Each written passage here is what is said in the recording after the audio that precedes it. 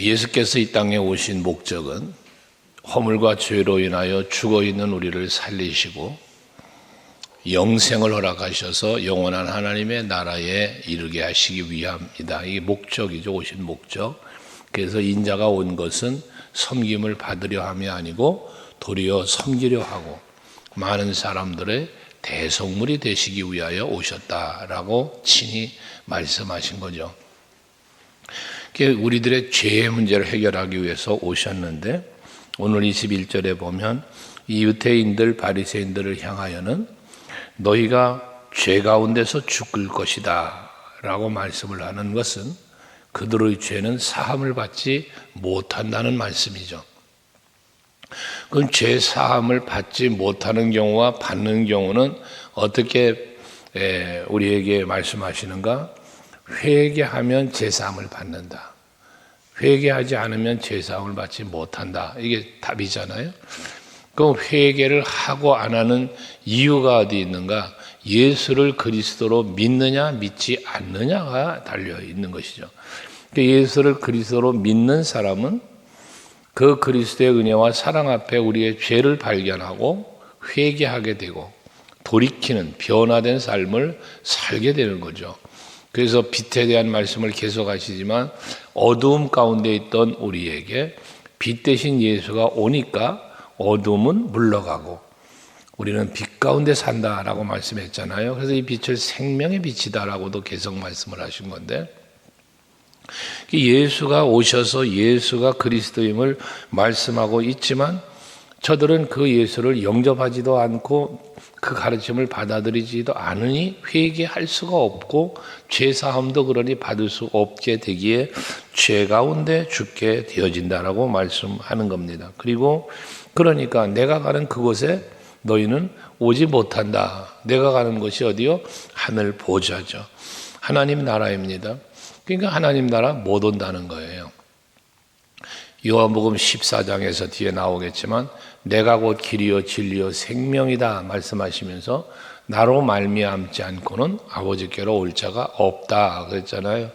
하나님 나라에 가는 길은 유일한 길이에요. 예수를 믿는 길이에요. 제사함을 받고 오직 예수와 더불어 살아가는 삶을 살 때만 비로소 갈 수 있는 나라가 하나님 나라란 말씀이죠. 근데 이들은 믿질 않아요. 영접하지 않아요. 회개하지 않아요. 그러니까 죄사함이 없으므로 죄 가운데 죽게 되고 하나님 나라는 이르지 못하게 되어진다는 말씀입니다. 그러니까 예수께서 이와 같은 말씀을 하시는데도 22절에 보면 유대인들은 예수님의 그 말씀을 무엇라고 받아들였냐면 저 사람이 자결하려냐 자살하는 건가 이런 생각을 했다는 거예요. 그러니까 이들은 얼마나 무지한가. 이들의 생각이나 이들의 판단, 이들의 말하는 게 얼마나 무지하며 뭐라고 그러나 강팍해 있는가를 보여주는 모습이죠.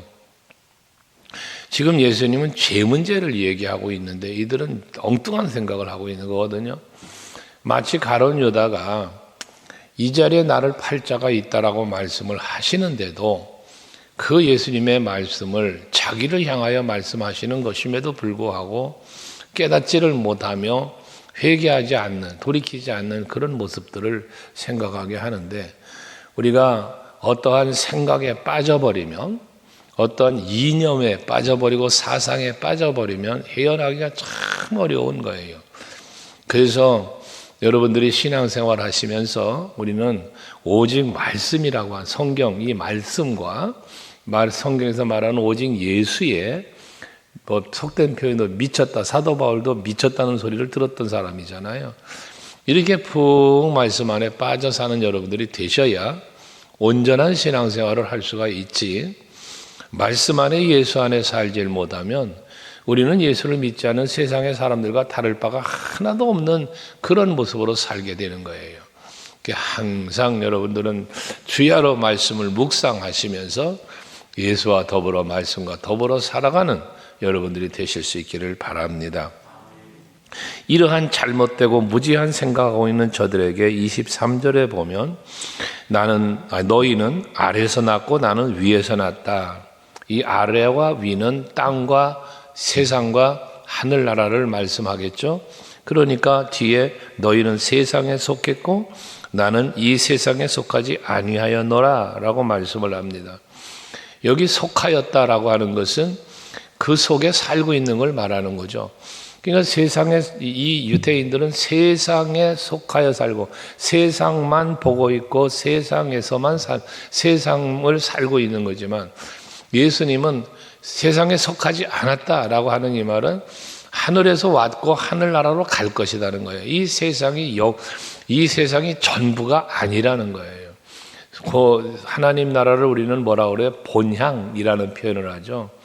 여러분들이 본향이라는 건 뭡니까? 내가 온 곳이에요. 태어난 곳이에요. 가야 할 곳이에요. 이게 하나님 나라지 않습니까? 예수님은 지금 그 말씀을 하고 계신 겁니다. 이 유대인들의 모습처럼 여러분 세상에 속한 사람으로 살지 말고 하늘에 속한 사람으로 살아갈 수 있기를 바랍니다. 우리는 하나님의 자녀가 된 성도입니다. 하기 때문에 우리들의 소속은 하나님 나라예요.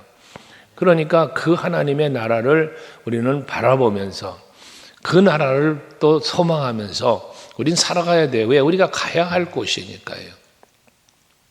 우리가 여행을 해도 예를 들어 어디를 여행한다. 그럼 그 여행할 곳, 가야 할 곳을 찾아가지요. 그러나 때가 되면 어떻게 돼? 다시 집으로 돌아가야 되는 거잖아요. 이것처럼 우리는 때가 되면 하나님의 나라를 가야 돼요. 그러니까 우리는 하나님의 나라를 생각하며 살아야 돼요. 난 하나님의 사람, 하나님의 백성, 난 천국 백성이라는 이 의식을 버리지 말고 살아야만 우리는 세상에 속한 자로 사는 게 아니라 하늘에 속한 자로 살게 되어지는 것 아니겠습니까? 예수께서는 말씀하시죠. 로마서에서 보면 하나님 말씀하시기를 육에 속한 사람은 육신의 생각을 하고 살고 성령의 생각을 하는 사람은 성령에 속한 사람이에요. 영에 속한 사람이에요. 그러니까 영에 속한 사람은 영의 생각을 한다는 거예요. 그러니까 우리들이 생각하는 게 육신의 생각, 세상의 생각만 하고 산다면 나는 육에 속한 사람이요 세상에 속한 사람에 불과한 거예요. 그러나 우리는 영의 생각을 해요. 내세를 생각해요. 하나님의 나라를 바라봐요.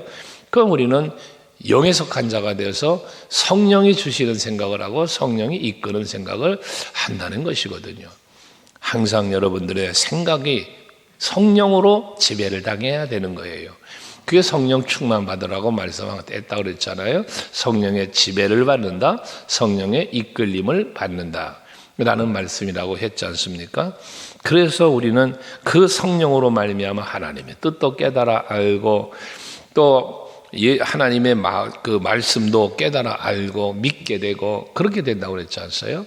항상 여러분 세상에 속하고 육에 속한 사람이 아니라 나는 하늘에 속한 자, 영에 속한 자가 되어야 한다라는 것이고 24절에도 앞에서 말했던 것처럼 그러므로 너희에게 말하기를 너희가 죄 가운데서 죽으리라 하였노라 라고 하면서 너희가 만일 내가 그인 줄 믿지 아니하면 너희 죄 가운데서 죽으리라.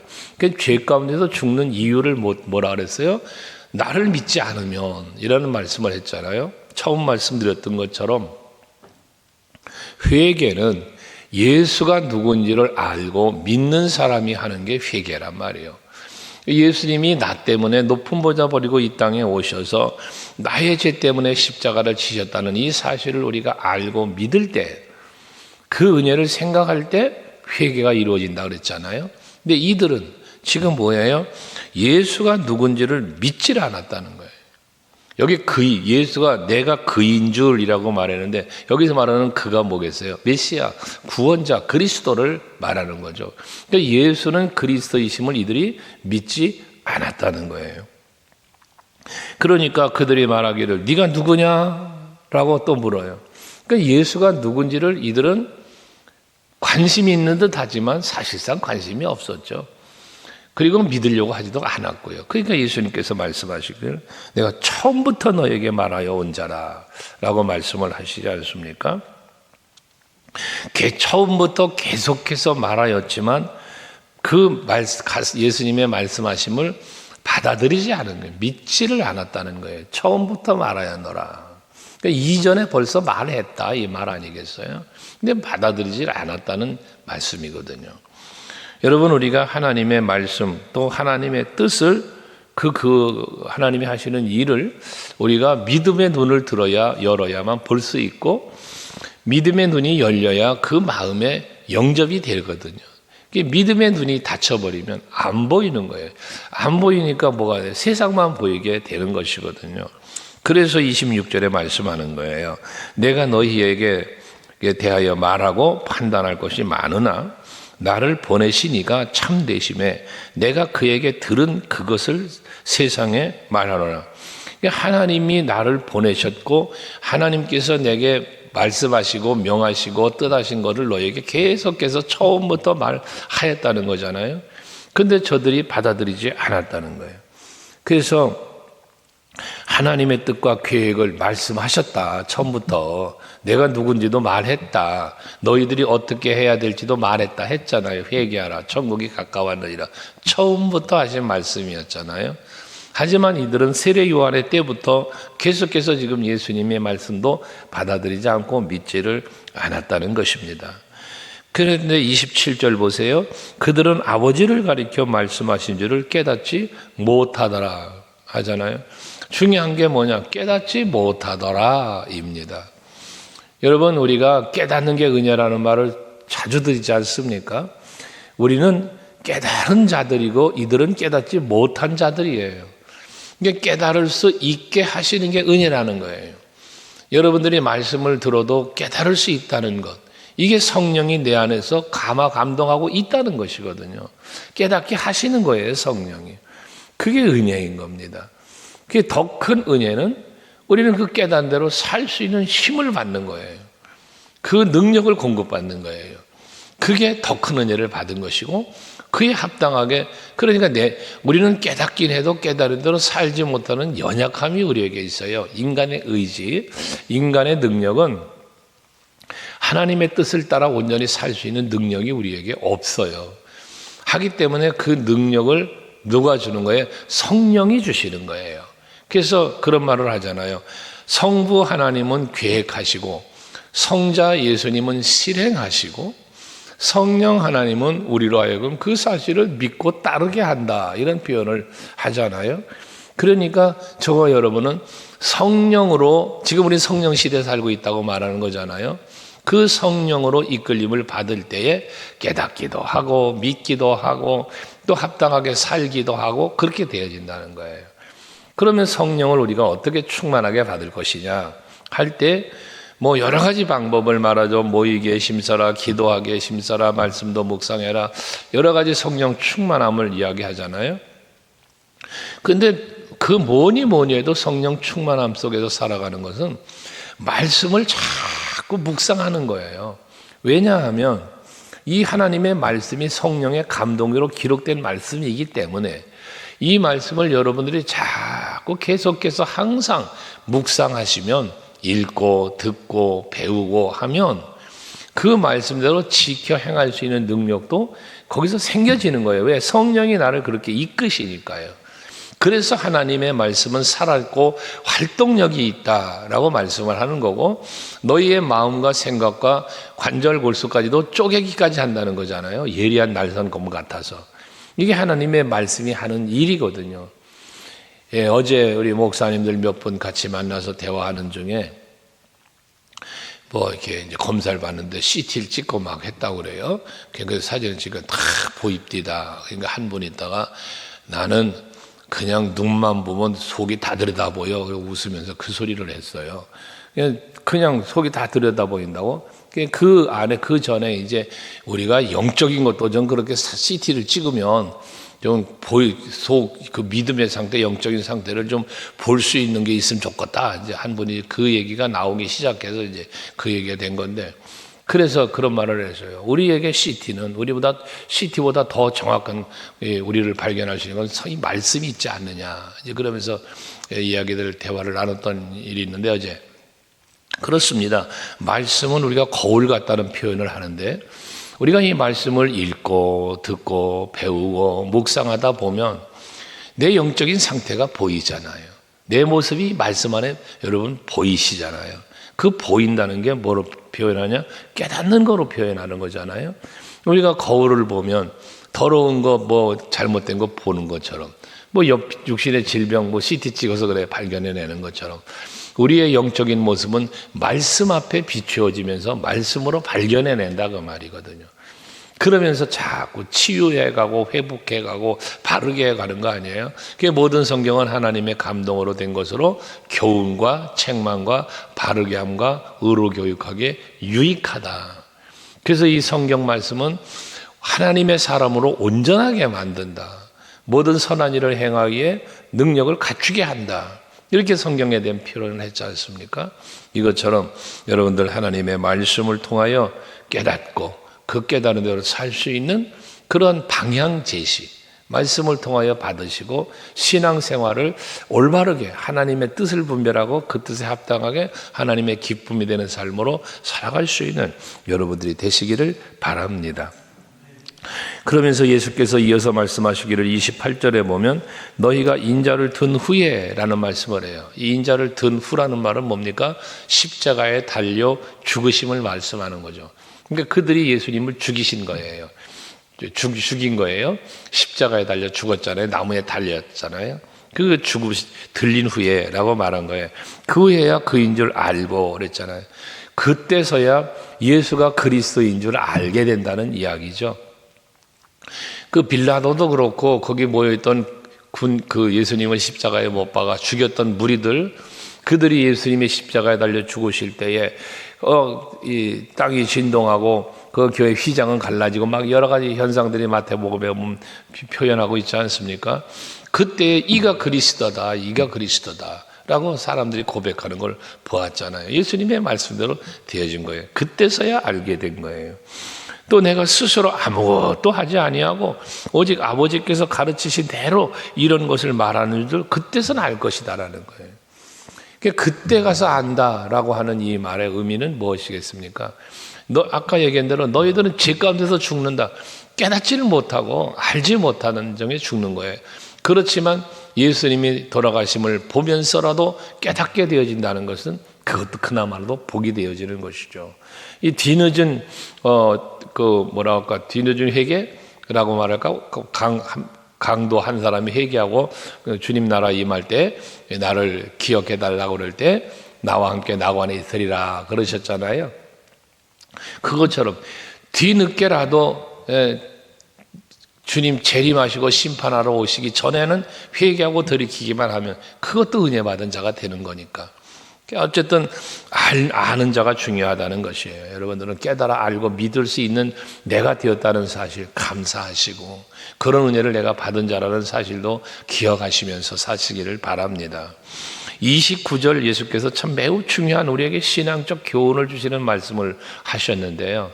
29절을 한번 같이 읽어볼래요? 다시 시작. 나를 보내신 이가 나와 함께 하시도다. 나는 항상 그가 기뻐하시는 일을 행함으로 나를 혼자 두지 아니하셨느니라. 할렐루야. 여러분, 나를 보내시가 나와 함께 계신데요. 하나님이 예수님께서 나를 보내시니 하나님이시잖아요. 나를 보내시가 나와 함께 한대요. 그런데 그 다음에 뭐라고 말하냐면 나는 항상 그가 기뻐하시는 일을 행함으로 나를 혼자 두지 아니하셨다. 여러분 오늘 이 아침에는 여러 말씀들이 있지만 이 29절의 말씀을 여러분의 마음에 한번 새기시고 사시기를 바랍니다. 하나님이 나와 함께 해주셨는데 그 함께 하신 이유를 말씀하신 거예요. 나를 혼자 두지 아니하셨는데 왜? 나는 항상 그가 기뻐하시는 일을 행함으로 라고 그랬어요. 이게 핵심 언어예요. 나는 항상 하나님이 기뻐하시는 일을 행하니까 하나님이 나를 홀로 버려두지 않았다는 이야기잖아요. 그러니까 여러분들이 하루하루를 사시면서 항상 하나님을 기쁘시게 해드리기 위하여 힘쓰시는 그러한 삶을 살면 언제나 하나님은 여러분과 함께하고 계신다는 거예요.